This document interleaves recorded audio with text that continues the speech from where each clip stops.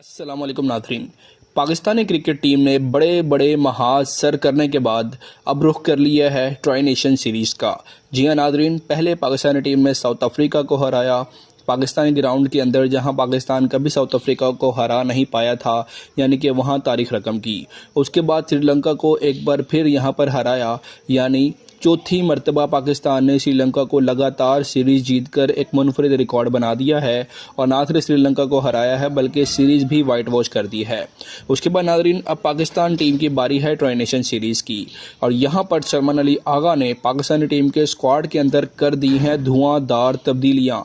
जी हाँ नाज़रीन, बड़े बड़े खिलाड़ियों की करा दी है टीम से छुट्टी, और छुट्टी भी नाज़रीन ऐसी करवाई गई है जैसे शायद वो कभी टीम का हिस्सा थे ही नहीं, और उनकी जगह पर ऐसे ज़बरदस्त प्लेयर टीम में शामिल कर लिए हैं कि आप सब हैरान रह जाएंगे नाम सुनकर, इतने ख़तरनाक। और इसमें आप देखेंगे कि कोई भी ऐसा खिलाड़ी मौजूद नहीं है जिसके ऊपर शक किया जा सके कि ये पर्ची है, सिवाय एक प्लेयर के जिसको आप कह सकते हैं कि जो है ना, वो भी पर्ची नहीं कह सकते, वो इस तरह कह सकते हैं कि आउट ऑफ फॉर्म है। तो आपने नाज़रीन गौर करना है कि सलमान अली आगा ने किस तरह की प्लेइंग 11 बनाई है।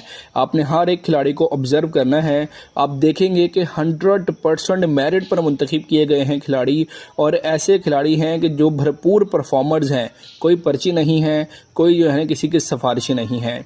तो यहाँ पर नाज़रीन सबसे पहले आपको उन प्लेयर्स के नाम बताते हैं जो श्रीलंका के खिलाफ स्क्वाड का हिस्सा थे लेकिन अब ट्राई नेशन सीरीज़ में वो नहीं खेलेंगे।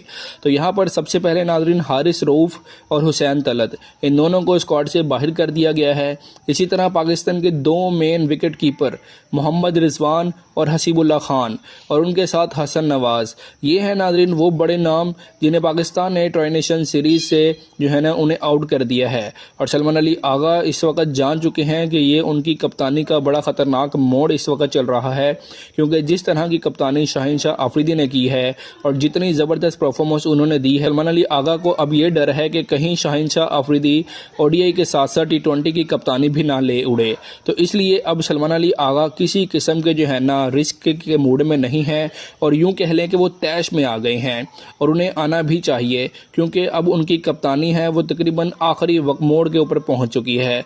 और अगर यहाँ पर सलमान अली आगा जो है ना फेल होते हैं या अगर वो अच्छी कप्तानी नहीं कर पाते तो फिर लग यही रहा है कि शाहीन शाह अफरीदी जो है ना ये भी कप्तानी ले उड़ेंगे, और अगर जो है ना वो परफॉर्म कर गए तो शायद वो कप्तान फिर बरकरार रहेंगे।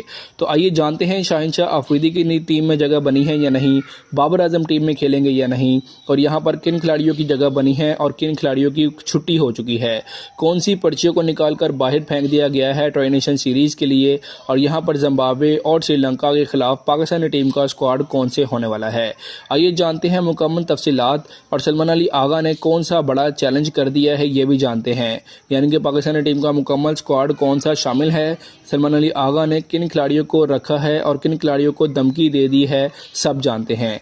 जी हाँ नाज़रीन, मुकम्मल आपको तफसीलात देंगे तो आपने वीडियो को शुरू से लेकर आखिर तक लाजमी देखना है।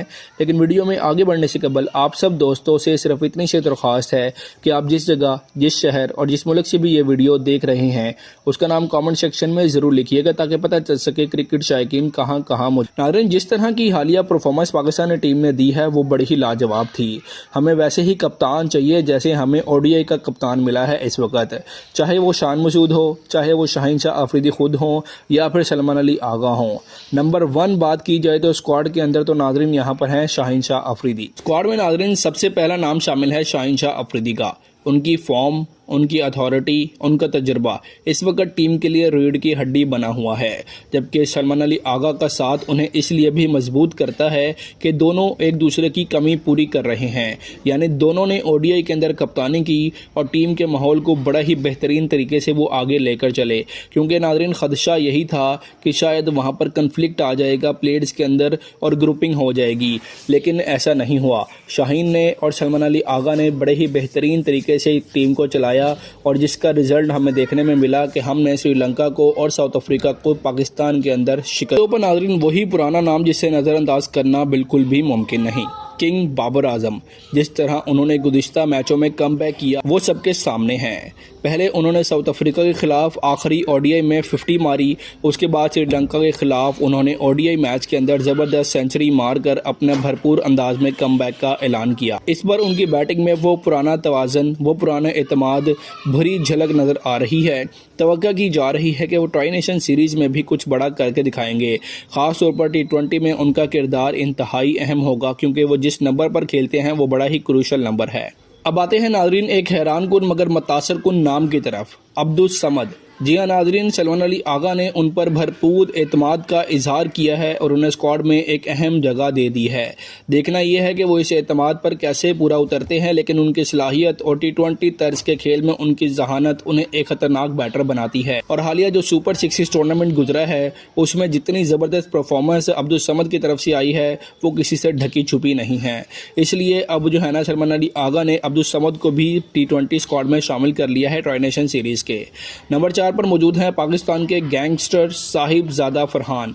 जिस तरह उन्होंने हालिया दिनों में बैटिंग की उसने साबित किया है कि वो इस वक्त T20 फॉर्मेट का सबसे ज़्यादा फॉर्म में मौजूद बैटर। साहिबजादा फरहान का मौजूदा स्ट्राइक रेट और शॉट्स की वैरायटी उन्हें मुकम्मल तौर पर T20 पैकेज बना देती है। उसके बाद नंबर 5 पर जो स्क्वाड में शामिल है नाजरीन वो हैं साइम अयूब।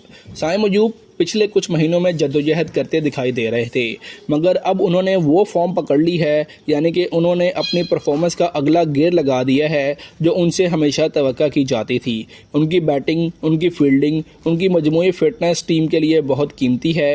वो किसी भी मैच का रुख बदलने की मुकम्मल सलाहियत रखते हैं। अब आते हैं नाज़रीन उस खिलाड़ी की तरफ जिसका इंतखाब सबसे बड़ी बहस बन गया है, सलमान मिर्ज़ा।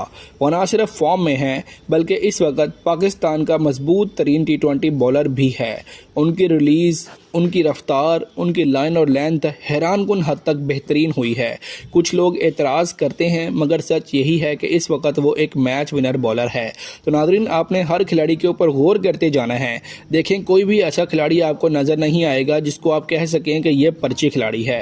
एक दो खिलाड़ी ऐसे हैं जो शायद आउट ऑफ फॉर्म आप उनको कह सकते हैं लेकिन पर्ची नहीं कह सकते। ऐसा ज़बरदस्त स्क्वाड फाइनल किया गया है। उसके बाद लाइन पर आते हैं नाज़रीन फ़खर जमान। फ़खर हमेशा से पाकिस्तान के एक ख़तरनाक ओपनर रहे हैं।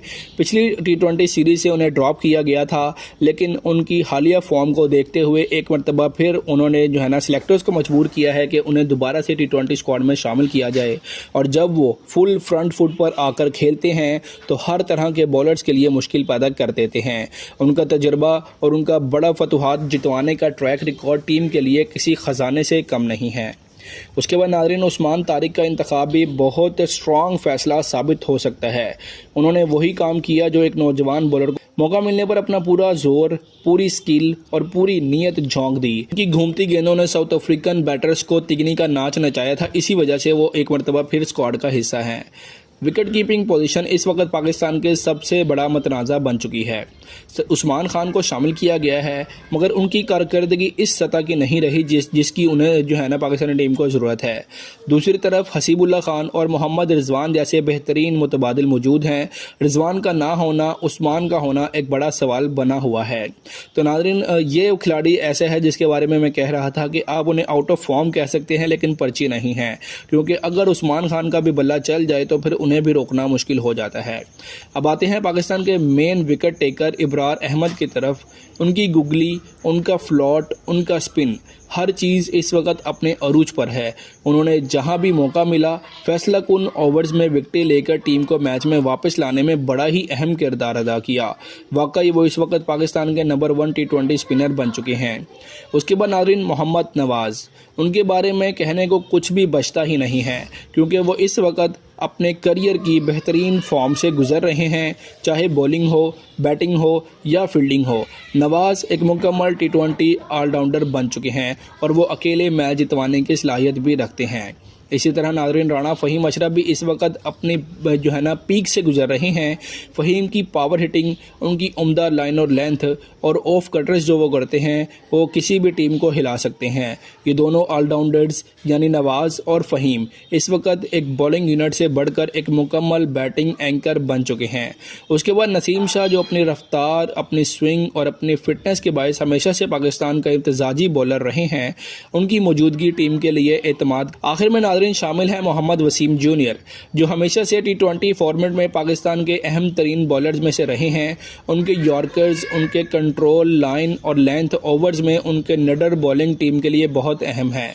सबसे आखिर में वो नाम है जिस पर सबकी नज़रें हैं, कप्तान सलमान अली आगा। वो ट्राई नेशन सीरीज़ में पाकिस्तानी टीम के कप्तान होंगे और यही स्क्वाड ट्राई नेशन सीरीज़ में मैदान में उतरेगा जो आपको दिखाया गया है।